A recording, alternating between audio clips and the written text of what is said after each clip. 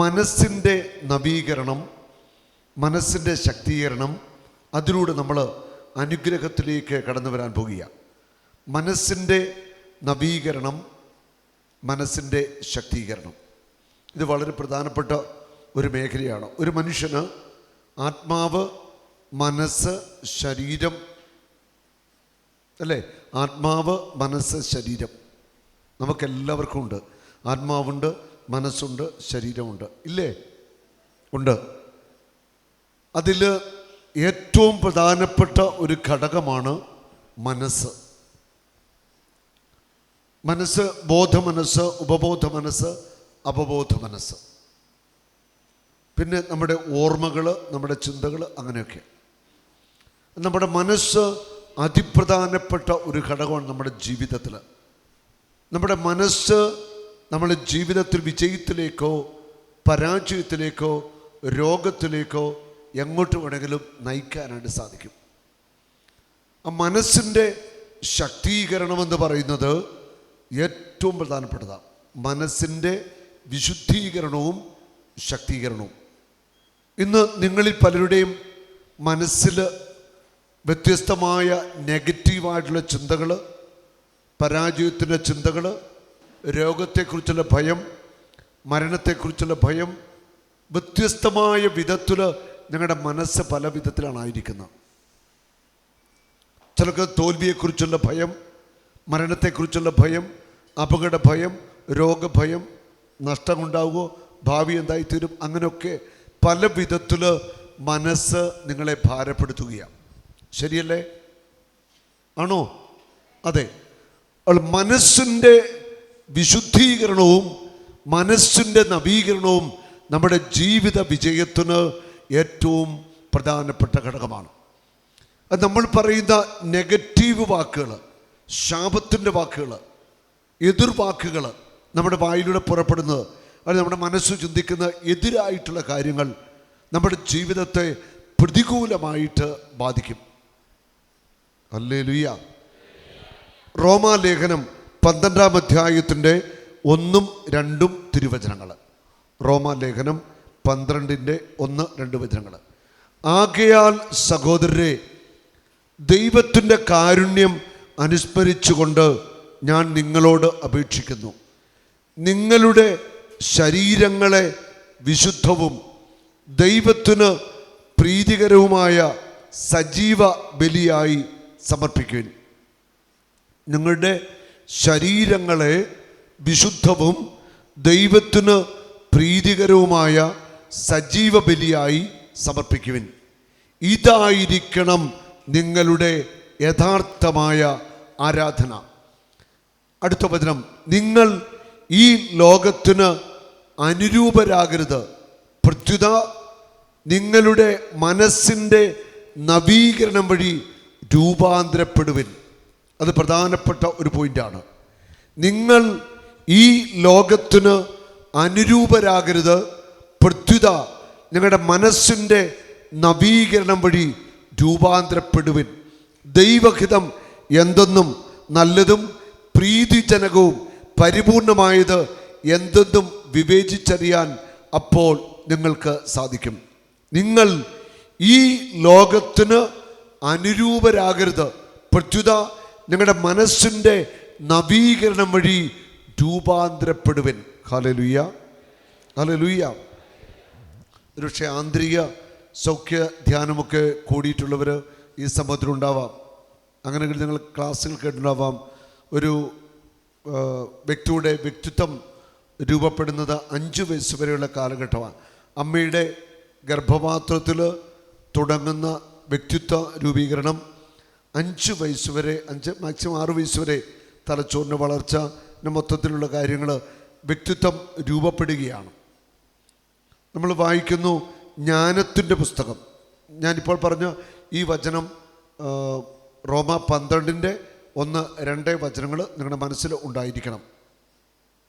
നമ്മൾ വായിക്കുന്നുണ്ട് ജ്ഞാനത്തിൻ്റെ പുസ്തകത്തിൽ 7-ാം അധ്യായത്തിൽ 1 മുതൽ 6 വരെയുള്ള വചനങ്ങൾ. എല്ലാവരെയും പോലെ ഞാനും മർത്യനാണ്, മണ്ണിൽ നിന്നുള്ള ആദ്യ സൃഷ്ടിയുടെ പിൻഗാമി. മാതൃഗർഭത്തിൽ ഞാൻ ഉരുവായി. ദാമ്പത്യത്തിൻ്റെ ആനന്ദത്തിൽ പുരുഷ ബീജത്തിൽ നിന്ന് ജീവൻ ലഭിച്ചു. ഒരു വ്യക്തി എങ്ങനെ ജനിക്കുന്നു വിശുദ്ധ ബൈബിളിൽ നൂറ്റാണ്ടുകൾക്ക് മുമ്പ് എഴുതപ്പെട്ടിരിക്കുക. മണ്ണിൽ നിന്നുള്ള ആദ്യ സൃഷ്ടിയുടെ പിൻഗാമി, മാതൃഗർഭത്തിൽ ഞാൻ ഉരുവായി. ദാമ്പത്യത്തിൻ്റെ ആനന്ദത്തിൽ, അതായത് ഭാര്യ ഭർത്തൃബന്ധത്തിൽ പുരുഷ ബീജത്തിൽ നിന്ന് ജീവൻ ലഭിച്ച് 10 മാസം കൊണ്ട് അമ്മയുടെ രക്തത്താൽ പുഷ്ടി പ്രാപിച്ചു. അമ്മയും കുഞ്ഞും തമ്മിലുള്ള പൊക്കിൾക്കൊടി ബന്ധം നമുക്കറിയാം. അമ്മയുടെ രക്തത്തിൽ നിന്ന് പോഷകം സ്വീകരിച്ചാണ് ഒരു കുഞ്ഞ് അമ്മയുടെ ഗർഭപാത്രത്തിൽ വളരുന്നത്. അമ്മയിൽ നിന്ന് പോഷകം സ്വീകരിച്ചാണ് ഈ കുഞ്ഞ് വളരുന്നത്. ഹല്ലേലൂയ. അമ്മയുടെ രക്തത്താൽ പുഷ്ടി പ്രാപിച്ചു. ഇന്ന് വൈദ്യശാസ്ത്രം അതുതന്നെയാണ് പറയുന്നത്. ജനിച്ചപ്പോൾ ഞാനും മറ്റുള്ളവർ ശ്വസിക്കുന്ന വായു തന്നെ ശ്വസിച്ചു. എല്ലാവരും പിറന്ന ഭൂമിയിൽ ഞാനും പിറന്നു വീണു. എൻ്റെ ആദ്യ ശബ്ദം എല്ലാവരുടേതും പോലെ കരച്ചിലായിരുന്നു. പിള്ളക്കച്ചയിൽ ശ്രദ്ധാപൂർവം ഞാൻ പരിചരിക്കപ്പെട്ടു. രാജാക്കന്മാരുടെയും ജീവിത ആരംഭം ഇങ്ങനെ തന്നെ. എല്ലാ മനുഷ്യരും ഒന്നുപോലെയാണ് ജീവിതത്തിലേക്ക് വരുന്നത്. എല്ലാവർക്കും ജീവിത കവാടം ഒന്ന് തന്നെ, കടന്നു പോകുന്നതും അങ്ങനെ തന്നെ. ഞാൻ പ്രാർത്ഥിച്ചു, എനിക്ക് വിവേകം ലഭിച്ചു. ഞാൻ ദൈവത്തെ വിളിച്ചപേക്ഷിച്ചു, ജ്ഞാന ചൈതന്യം എനിക്ക് ലഭിച്ചു. ഹല്ലേലൂയ. അമ്മയുടെ ഗർഭപാത്രത്തിൽ ഒരു കുഞ്ഞ് ജനിക്കുന്ന നിമിഷം മുതൽ ആ 10 മാസക്കാലമായിരിക്കുന്നു ഈ ഭൂമിയിലേക്ക് പിറക്കുന്നു. ഈ ഗർഭപാത്രത്തിൽ ഈ കുഞ്ഞായിരിക്കുമ്പോൾ അമ്മ ഏറ്റുവാങ്ങുന്ന എല്ലാ അനുഭവങ്ങളും ഈ കുഞ്ഞിന് കിട്ടുകയാണ്. നെഗറ്റീവും പോസിറ്റീവും എല്ലാം. പ്രാർത്ഥിക്കുന്ന അമ്മയാണെങ്കിൽ ആ ചൈതന്യം കിട്ടും. പ്രാർത്ഥിക്കാത്ത അമ്മയാണെങ്കിൽ അത് തന്നെ ആ കുഞ്ഞിന് കിട്ടും. ഒരു കുഞ്ഞ് അമ്മയുടെ ഗർഭപാത്രത്തിൽ എങ്ങനെ ആയിരിക്കുന്നുവോ അതുതന്നെ ഈ കുഞ്ഞിന് ലഭിക്കും. ഈ കുഞ്ഞ് ജനിച്ചു ഒരു 5-6 വയസ്സ് വരെ വളരുന്ന ജീവിത സാഹചര്യം, മാതാപിതാക്കൾ ജീവിത സാഹചര്യം എങ്ങനെ വളർത്തിക്കൊണ്ട് വരുന്നു, ഇത് ഏറ്റവും പ്രധാനപ്പെട്ട കാര്യമാണ്. അതിനുശേഷം നമ്മുടെ ശൈശവം കഴിഞ്ഞു, കൗമാരം, യൗവനം, പിന്നെ അങ്ങോട്ട് പോകണം മധ്യപ്രായം, വാർദ്ധക്യത്തിലേക്ക് അങ്ങനെ ജീവിതം പോകും.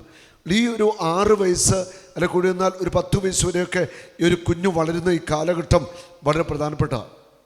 Hallelujah, praise the Lord. ഒരു കുഞ്ഞ് എങ്ങനെ വളരുന്നു, രൂപപ്പെടുന്നു, ആ കുഞ്ഞിന് എന്ത് കിട്ടുന്നു. നമ്മളൊക്കെ അങ്ങനെ വളർന്നു. നമുക്ക് കിട്ടിയിരിക്കുന്നത് എന്താണെന്നുള്ളത് ഒരുപക്ഷെ നമുക്ക് കുഞ്ഞിലേ കിട്ടിയത് അറിയത്തില്ല. നമ്മുടെ അവബോധ മനസ്സിൻ്റെ സ്വാധീനം നമ്മളിൽ ശക്തമാണ്. ഈ അവബോധ മനസ്സിൽ നെഗറ്റീവായിട്ടുള്ള ചിന്തകൾ പരാജയത്തിൻ്റെ, തോൽവിയുടെ, നഷ്ടത്തിൻ്റെ, എന്നെ കൊള്ളത്തില്ല, എനിക്ക് വിജയിക്കാൻ പറ്റില്ല, ഞാൻ പരാജയപ്പെടും, ഞാൻ ചെയ്യുന്നത് ശരിയാവത്തില്ല എന്നൊക്കെ ചിന്തകൾ നമ്മുടെയൊക്കെ മനസ്സിൽ ഇങ്ങനെ അവബോധ മനസ്സിൽ രൂപപ്പെട്ടിട്ടുണ്ടെങ്കിൽ നമ്മൾ പോലും അറിയാതെ നമ്മുടെ അവബോധ മനസ്സ് നമ്മളെ നയിച്ചുകൊണ്ടിരിക്കും. നമ്മൾ ഈ അവബോധ മനസ്സിൻ്റെ ഈ തലങ്ങളിൽ നിന്ന് നമ്മൾ പുറത്തു വന്നേ മതിയാവത്തുള്ളൂ. Hallelujah, hallelujah. യേശുവേ നന്ദി എന്ന് കരമേറ്റി സ്തുതിക്കട്ടെ. ഹല്ലേലൂയ.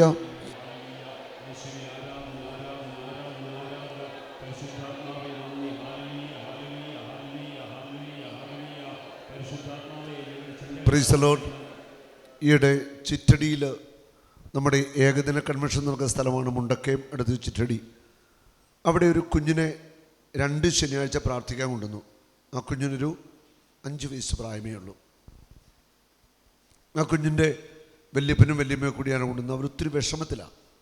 കാരണം ഈ കുഞ്ഞ് ഒരു വല്ലാത്ത ഒരു അക്രമ സ്വഭാവമാണ്.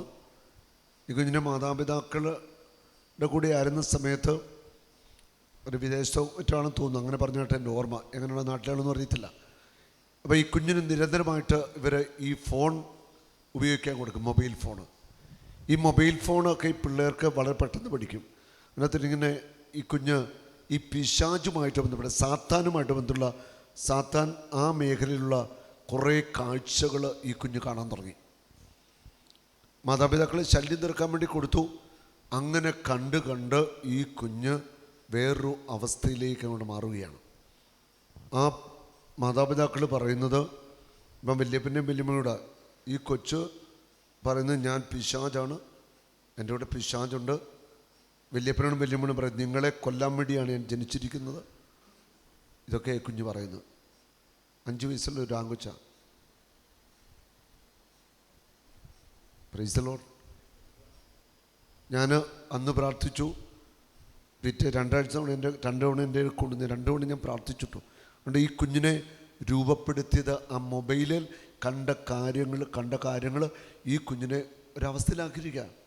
5 വയസ്സേ ഉള്ളൂ. കഴിഞ്ഞ 2 ആഴ്ചകളിൽ എൻ്റെയൊക്കെ പ്രാർത്ഥനയ്ക്കൊണ്ടുവന്ന കുട്ടിയുടെ അവസ്ഥയാണിത്. അത് നമ്മെ രൂപപ്പെടുത്തുന്നത്.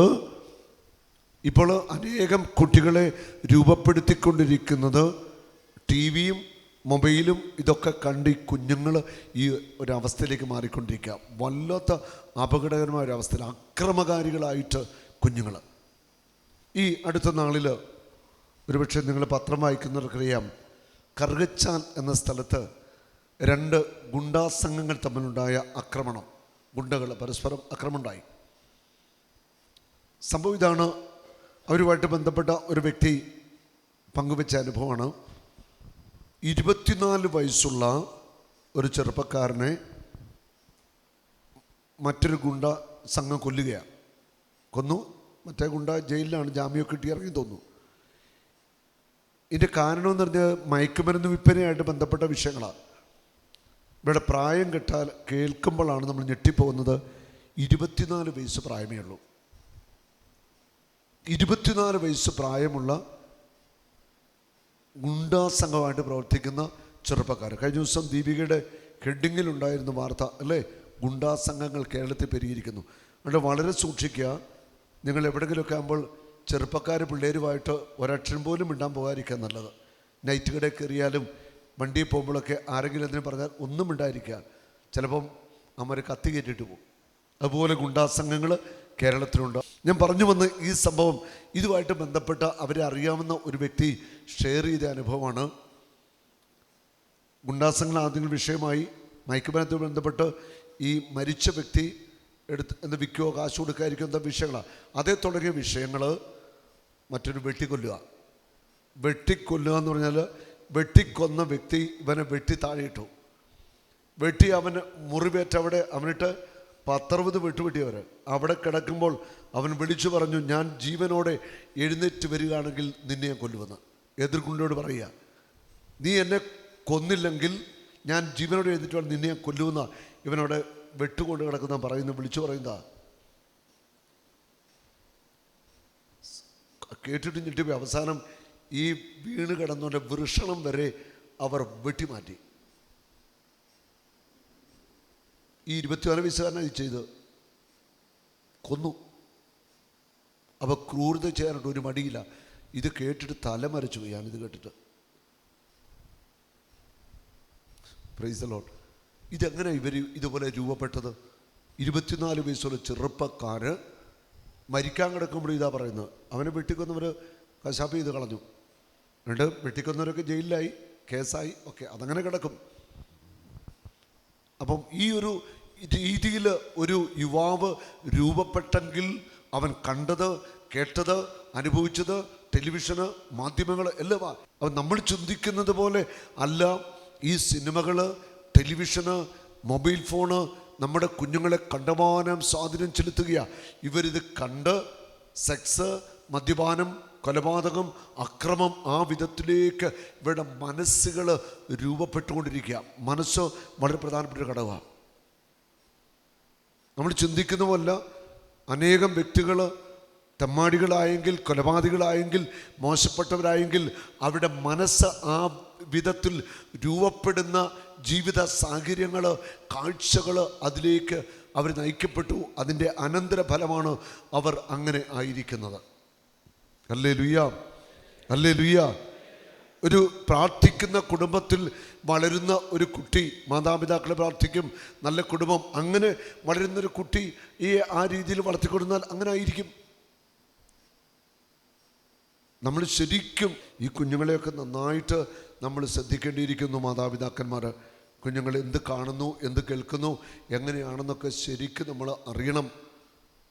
കണ്ണമാനെ കാണാൻ മൊബൈൽ കൊടുക്കുക, അല്ലെങ്കിൽ ടെലിവിഷൻ മുന്നേ സമയം ഇരുത്തുക, അതൊന്നും നമ്മൾ ചെയ്യാൻ പാടില്ല. ഒത്തിരി ശ്രദ്ധിച്ചാൽ നമ്മുടെ മക്കൾക്ക് നല്ലതാണ്. ഹല്ലേലൂയ. ഒരു നാളും നീ അനാഥനല്ല, ഒരു നാളും നീ അന്യനല്ല, ഒരു നാളും നീ അനാഥനല്ല.